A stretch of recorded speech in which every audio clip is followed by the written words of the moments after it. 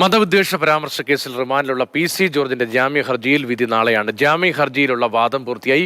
PC George ജാമ്യത്തിൽ ഇറങ്ങിയാൽ കുറ്റം ആവർത്തിക്കുമെന്ന് പരാതിക്കാരൻ വാദിച്ചു. കേസിൽ അന്വേഷണം പൂർത്തിയായെന്നാണ് പോലീസിന്റെ റിപ്പോർട്ട്.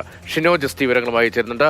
ഷിനോജ്, ഈ മതവിദ്വേഷ പരാമർശ കേസിൽ റിമാൻഡിലുള്ള PC ജോർജിന്റെ ജാമ്യ ഹർജിയിൽ നാളെ വിധി വരാൻ പോവുകയാണ്. ഏതൊക്കെ തരത്തിലുള്ള വാദമാണ് കോടതിയിലുണ്ടായത്? രതീഷ്, അതിരൂക്ഷമായ രീതിയിലുള്ള വാദങ്ങളാണ് ഇന്ന് കോടതിയിൽ ഉണ്ടായത്.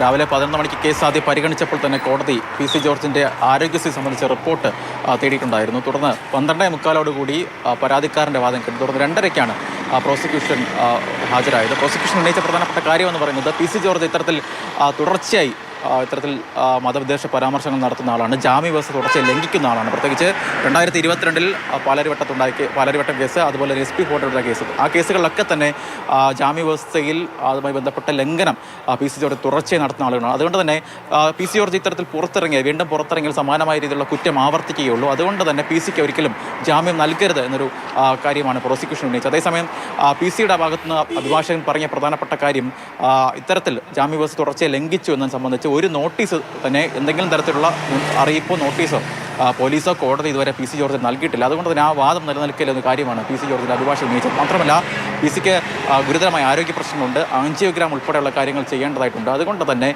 മെച്ചപ്പെട്ട ചികിത്സ നൽകണം. പ്രത്യേകിച്ച് ഒരു മുൻ MLA കൂടിയാണ്. അതുകൊണ്ട് തന്നെ മെച്ചപ്പെട്ട ചികിത്സ നൽകണം എന്ന കാര്യമാണ് PC-യുടെ അഭിഭാഷകൻ ഉന്നയിച്ചത്. എന്നാൽ PC-ക്ക് ഇപ്പോൾ തന്നെ മികച്ച ചികിത്സ നൽകുന്നുണ്ട്. കോട്ടയം മെഡിക്കൽ കോളേജിലാണ് നിലവിൽ PC ഉള്ളത്.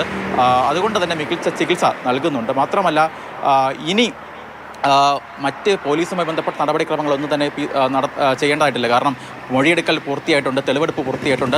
ഈ ചാനൽ ചർച്ച നടത്തിയ അവതാരകൻ്റെ ഉൾപ്പെടെ മൊഴി പോലീസ് രേഖപ്പെടുത്തിയിട്ടുണ്ട്. അന്നത്തെ വീഡിയോ ദൃശ്യങ്ങൾ ഉൾപ്പെടെ പോലീസ് ശേഖരിച്ചിട്ടാണ്. അതുകൊണ്ട് തന്നെ പോലീസിനെ PC ജോർജിനെ കിട്ടിയിട്ട് വലിയ കാര്യങ്ങളൊന്നും തന്നെ ഇല്ല. അതുകൊണ്ട് തന്നെ ജാമ്യം നൽകണം എന്നൊരു കാര്യമാണ് PC ജോർജിന്റെ അഭിഭാഷകൻ. എന്തായാലും വാദങ്ങൾ എല്ലാം തന്നെ എന്ത് വിധി വരും എന്നതാണ് നാളെ അറിയാൻ പോകുന്നത്. ഷിനോജാണ് വിവരങ്ങൾ കോട്ടയത്ത് നൽകിയത്.